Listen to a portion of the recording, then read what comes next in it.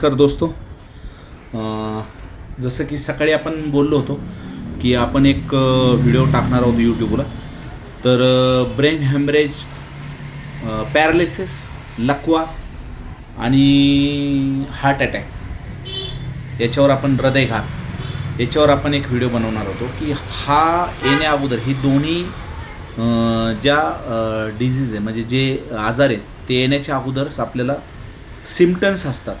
जवळजवळ 1 महिन्यापासून आपल्याला सिम्पटम्स येत असतात की पण ते ओळखायचे कसे लक्षात येत नाही आपल्या. त्याच्यामुळे हा जो धोका आहे तो खूप प्रमाणात वाढला जातो. तर सकाळीच मी म्हटल्याप्रमाणे पॅरालिसिस किंवा लकवा मारणे हा आजार जो आहे तो येण्याची मोस्टली कारणं काय आहे की खूप जास्त प्रमाणात धूम्रपान करणे, ड्रिंक्स करणे, धूम्रपान सगळ्या प्रकारचे व्यसनं त्याच्या जास्त प्रमाणात करणे, ते करून आल्यानंतर थंड फॅनखाली झोपणं, फरशीवर झोपणं, अंगावर न घेणं किंवा खूप थंडगार पाणी पिणं, ह्या गोष्टीमुळे पण तो आपल्याला होऊ शकतो. आणि त्याची सिम्पटम्स म्हणजे त्याची लक्षणं काय त्याची लक्षणं काय, पॅरालिसिस कसा ओळखायचा, तो येणार असेल तर आपल्याला 1 महिना अगोदर त्याची लक्षणं दिसू लागतात. त्याची लक्षणं काय तर आपल्याला डोकेदुखी सारखी चालू होते. आपण म्हणतो मायग्रेन आहे किंवा मग माझं खूप डोकं दुखतं आहे किंवा काही गोष्टी आपण विसरायला सुरुवात करतो की चावी विसरलो, इथं ठेवली होती, कुठं विसरून आलो, माझ्या लक्षात नाही आहे. किंवा कधी कधी बोलता आता समजा मी तुमच्याशी बोलतो आहे आणि बोलता अचानक माझे काही शब्द तोत्रे बोलणं होतं किंवा अडखळतो मी बोलताना, एकदम अचानक माझी जीभ फिरली जाते, हे पण त्याचं लक्षण आहे. कधी आपल्या हातपायामध्ये खूप प्रमाणात हातपाय दुखणं किंवा अचानकच असा हात आपल्याला वाटतं की आपला हात असं का सारखा चमक मारतोय किंवा पाय का खूप हे होतोय, मग सायटिका काय तर पण असू शकतो. पण ही लक्षणं आहे त्याची, ही लक्षणं आहे त्याची की बोलता तोंड वाकडं होणं किंवा तोत्र बोलणं किंवा अचानक आपल्या चेहऱ्यावरचे हावभाव बदलणं, गोष्टी विसरणं, खूप जास्त डोकं दुखणं, ही त्याची लक्षणं येतं. आणि काय होतं ना, जेव्हा मोस्टली पॅरालिसिस येतो ना तेव्हा आपल्या ब्रेनमध्ये म्हणजे आपल्या मेंदूमध्ये काय होतं ना, एक क्लॉट तयार होतो रक्ताचा, आणि तो क्लॉट तयार झाल्यामुळं आपल्याला पॅरालिसिस येतो.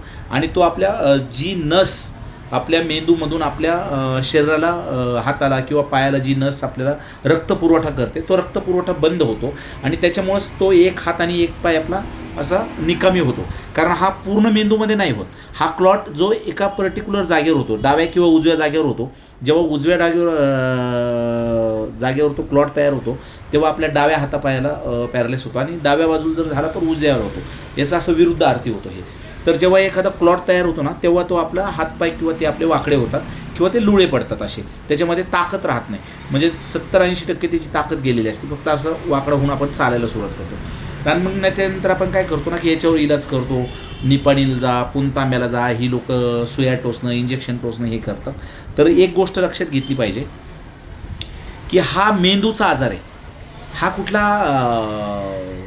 याचा आजार नाही, हाडांचा आजार नाही पॅरालिसिस होणे म्हणजे. आणि आपण काय करतो, मसाजवाला बोलवा, त्याला मसाज करा, मालिश करा, ठीक आहे ते करणं म्हणजे काय ना, तो पेन होतो म्हणून तुम्ही करू शकता थोडी त्याच्यामध्ये ताकद येण्यासाठी, पण तशी ताकद त्याच्यामध्ये येत नाही. त्याच्यासाठी प्रॉपर ट्रीटमेंट आपल्याला घ्यावी लागते. तुम्ही ॲलोपॅथीची घ्या, आयुर्वेदिकची घ्या, होमिओपॅथीची घ्या किंवा अजून कुठली पण घ्या. त्याच्यावर जेव्हा आपण पूर्णपणे ट्रीटमेंट घेतो तेव्हाच तो आजार बरा होतो. जेव्हा आपल्या मेंदूतला क्लॉट कमी होतो किंवा क्लॉट नाहीसा होतो तेव्हा आपला आजार तो बरा होतो. आणि याची ट्रीटमेंट आपल्याला 2 महिने, 3 महिने, 4 महिने पण घ्यावं लागते, लक्षात ठेवा. आणि त्याला आपण उगाचच सारखं त्याला चोळून हाताला पायाला मसाज करून असं काही होत नाही की ते डोक्यावर त्याचा परिणाम होईल, डोक्यामध्ये ते क्लॉट कमी होईल. तर तो एक डोक्यातून काढून टाका की हातपाय चोळल्याने किंवा मसाज केल्याने पॅरालिसिस बरा होतो किंवा काहीतरी तोडफोड केल्याने पॅरालिसिस कमी होतो. तसं नाही. ते मेंदूमध्ये जो क्लॉट तयार झाला आहे तो क्लॉट जाण्यासाठी जे मेडिसिन आहे ते घेणं खूप गरजेचं आहे. आणि मेडिसिन घेतल्यानंतर ते क्लॉट जेव्हा जाईल तेव्हाच पॅरालिसिस नीट होण्याचं काम होईल. तर तेव्हा त्या गोष्टीला तुम्ही जाणीवपूर्वक दुर्लक्षित करू नका की मसाज केल्याने पॅरालिसिस नीट होतो. तर ते औषधं खाल्ल्याने, मग ते ॲलोपॅथीचे असू द्या, होमिओपॅथीचे असू द्या किंवा आयुर्वेदिकचे असू द्या, ती खाल्ल्यानंतर जेव्हा डोक्यातला क्लॉट किंवा तो आलेला जो काय म्हणतात ना, क्लॉट म्हणजे एक बबल्स जो बुडबुडा आला आहे तेव्हाच ते कमी होईल. त्याच्यामुळं जर तो जास्त प्रमाणात झाला तर आपलं ब्रेन हॅमरेज होतं, आपलं ब्रेन डेड होऊ शकतं आणि त्याच्यातून डेथ पण आपली होऊ शकते. असं एक आहे त्याच्यामध्ये. तर त्याचं प्रमाण आहे की बाबा तो किती प्रमाणात आपल्यामध्ये ब्रेन हॅमरेज झालं आहे किंवा किती प्रमाणात तो क्लॉट आहे त्याच्यावर आहे. त्याच्यावर चांगली औषधं होमिओपॅथीमध्ये आयुर्वेदिकमध्ये पण आहे. त्याची लक्षणं मी तुम्हाला सांगितली. त्याला कसं क्युअर करायचं ते पण आहे. तर तुम्हाला वाटतं आहे की बाबा ह्या सगळ्या गोष्टीतून आम्हाला क्युअर व्हायचं आहे किंवा अशी जर कुणाला लक्षणं असतील किंवा कुणाला नाही व्हायचं आहे त्याच्यासाठी माझा हेल्थ क्लब तर आहेच आहे. सकाळचा 7:30 ते 10:30 त्या हेल्थ क्लबला तुम्ही येऊ शकता. ह्या तुम्ही सगळ्या गोष्टीपासून म्हणजे फिट अँड फाईन राहू शकता. किंवा ज्याला ही सिम्पटम्स वाटतात ते तर त्यांनी मला फोन करा. ही यूट्यूबची लिंक मी माझ्या व्हॉट्सअप स्टेटसला पण ठेवेल, फेसबुकला पण ठेवेल आणि इंस्टाग्रामला पण ठेवेल. तर तसं मी व्हिडिओ सकाळी पोस्ट केला होता पण मी पूर्णपणे तुम्हाला ही याची आज सांगितली. आणि जी हार्ट डिझीजबद्दल लिंक व्हिडिओ आहे तोच आपण संध्याकाळी बनवू स्पेशली त्याच्यावर एक व्हिडिओ. पण हा पॅरालिसिसचा आता सध्या खूप लोकांना त्रास होतो आहे. खूप लोकांना पॅरालिसिस होतात, ब्रेन हॅमरेज होतं आणि लोक काय करतात तर मसाज थेरपी कर, हे कर ते कर त्याच्यामध्ये वळतात. तर मित्रांनो लक्षात ठेवा फक्त मसाज थेरपीने तो नीट होणार नाही. तर त्याच्यासाठी प्रॉपर तुम्हाला औषध घेतले पाहिजे. ही सिम्पटम्स लक्षात ठेवा.